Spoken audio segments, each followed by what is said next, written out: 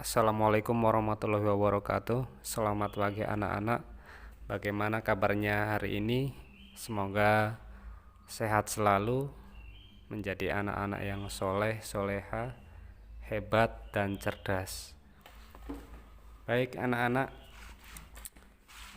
sebelum kita mulai belajar pagi hari ini, mari kita berdoa sebelum belajar ya.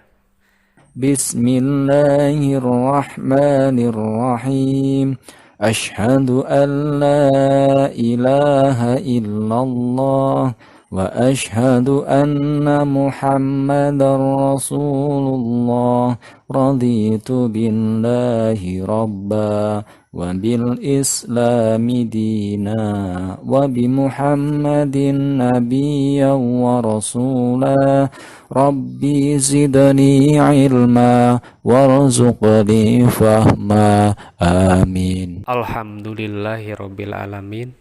Anak-anak, pagi hari ini kita sudah memasuki pelajaran yang kedua. Materinya tentang mengenal nama Allah dan kitabnya. Nah, adapun KD atau kompetensi dasarnya itu ada 3. Yang pertama, mari mengenal Allah Subhanahu wa taala. Yang kedua yaitu mengenal kitab-kitab Allah Subhanahu wa taala.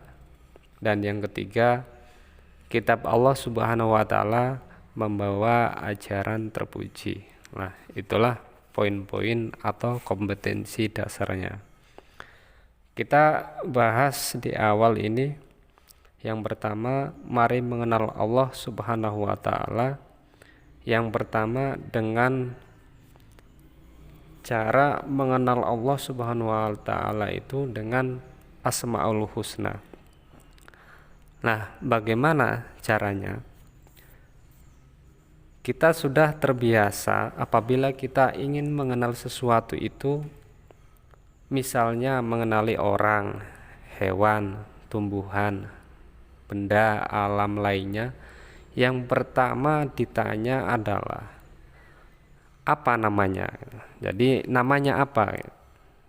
Nah, melalui nama itu kita mengenal sesuatu. Demikian juga halnya Tuhan. Siapakah Tuhan? Agama Islam menyebutnya Allah Subhanahu wa taala.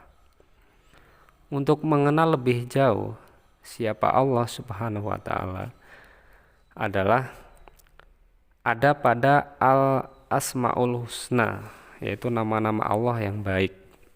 Oleh karena itu, Allah Subhanahu wa taala mewahyukan namanya kepada manusia melalui kitab suci Al-Qur'an. Di sana disebutkan nama-nama Allah sebanyak 99 nama atau disebut juga dengan Asmaul Husna, yaitu nama-nama yang baik dan indah. Adapun pelajaran Al-Asmaul Husna di kelas 5 ini dibatasi hanya 4 Asmaul Husna, yaitu Al-Mumit, Al-Hayyu, Al-Qayyum, dan Al-Ahad. Nah, kita uraiannya sebagai berikut. Al-Mumit itu yang mengandung arti yang maha mematikan. Allah Subhanahu wa taala telah berfirman bahwasanya setiap yang bernyawa pasti mati. Oleh karena itu, kematian tidak dapat dihindari manusia. Kematian bukanlah sesuatu yang ditakuti, akan tetapi kematian adalah tangga menuju kebahagiaan yang abadi. Jadi kullun nafsin dha'iqatul maut, bahwasanya setiap yang bernyawa itu pasti akan mengalami kematian. Nah, kemudian Asmaul Husna yang berikutnya yaitu Al-Hayyu, yang artinya yang maha hidup. Bahwa Allah Subhanahu wa taala hidup kekal selamanya dan yang memberi hidup makhluknya. hidup atau mati ada di dalam kekuasaan Allah Subhanahu wa taala. Contoh, berapa banyak orang yang sedang mengalami sakit berat, tapi Allah masih berkehendak memberikan kesempatan untuk hidup. Sebaliknya, sering kita melihat orang tidak sakit, kondisinya dalam keadaan sehat walafiat, tiba-tiba saja terdengar sudah meninggal dunia. Penyebabnya bermacam-macam. Ada yang sakit jantung, terjatuh, tabrakan atau tertabrak, tenggelam, tertembak, dan sebagainya.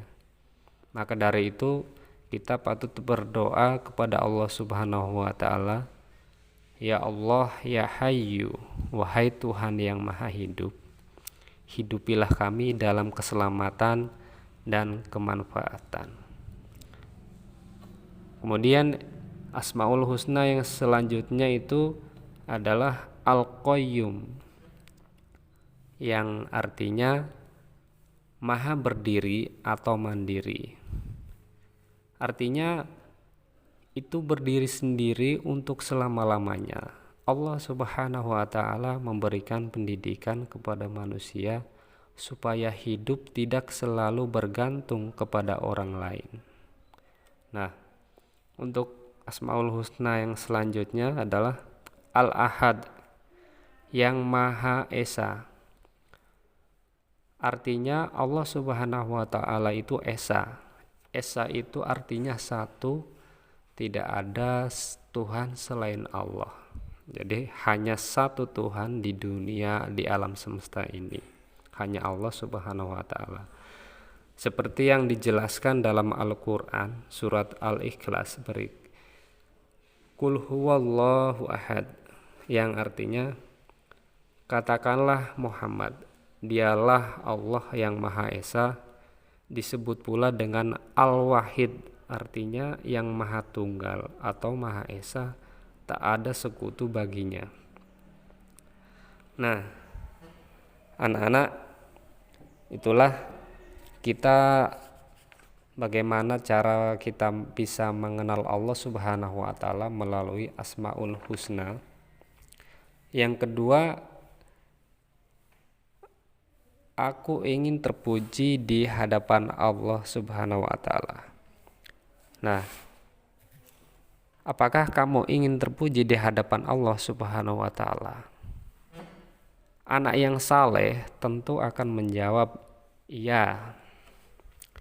Mari kita bersikap dan berperilaku dengan cara mengamalkan Al-Asmaul Husna sebagai berikut ya. Al-Mumit mengandung arti yang maha mematikan.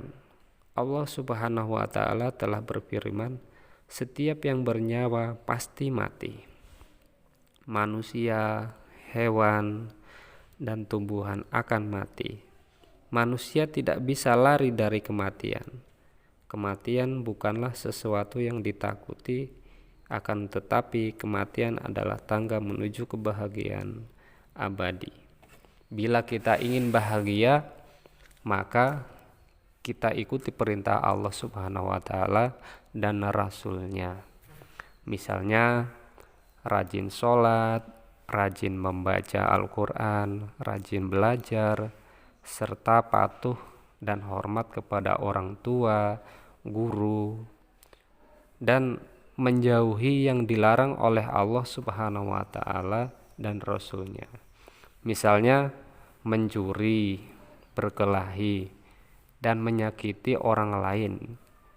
Nah, itu tidak boleh ya, kita itu dilarang. Selain itu, biasakan berdoa kepada Allah Subhanahu wa taala. Ya Allah, ya Mumit, wahai Tuhan yang Maha mematikan, matikanlah kami nanti dalam keadaan husnul khotimah. Jadi kita biasakan kalau berdoa jika kita nanti mati supaya diberikan mati yang husnul khotimah. Nah, kemudian Al-Hayyu, yang Maha Hidup, mengandung arti bahwa yang memberi hidup atau yang memberi nyawa dan rezeki adalah Allah Subhanahu wa taala. Oleh karena itu, Hidup atau matinya kita ada di dalam kekuasaan Allah Subhanahu wa taala. Bagaimana sikap dan perilaku kita dalam hidup atau kehidupan? Tugas manusia adalah memelihara kehidupan dan mencari rezeki yang sudah disediakan oleh Allah Subhanahu wa taala. Seperti memelihara diri sendiri, yaitu dengan cara makan dan minum secara teratur. Kita tidak boleh makan secara berlebihan dan selalu memelihara kebersihan agar tetap sehat. Sedangkan perilaku yang membantu kelangsungan hidup orang lain, misalnya bersedekah dengan cara memberi makan, minum, dan membantu kesehatan orang lain yang membutuhkannya lah. Kita wajib membantu dan menolong orang lain sesama bagi mereka yang membutuhkan. Nah, kemudian selanjutnya Al-Qayyum, yang maha berdiri atau mandiri, mengandung arti Allah Subhanahu wa taala itu berdiri sendiri untuk selama-lamanya. Allah Subhanahu wa taala memberikan pendidikan kepada manusia supaya hidup tidak selalu bergantung kepada orang lain. Hidup harus punya semangat mandiri dalam segala situasi dan kondisi. Pada zaman dahulu ada pepatah yang menyatakan berdiri di atas kaki sendiri atau berdikari. Bagi siswa kelas 5, bila di rumah harus sudah dapat melakukan sendiri hal-hal tertentu, misalnya merapikan tempat tidur, menyiapkan peralatan sekolah, mencari sendiri pakaian sekolah, mengambil sendiri sarapan, makanan untuk berangkat sekolah, dan yang lain-lainnya. Nah, kita juga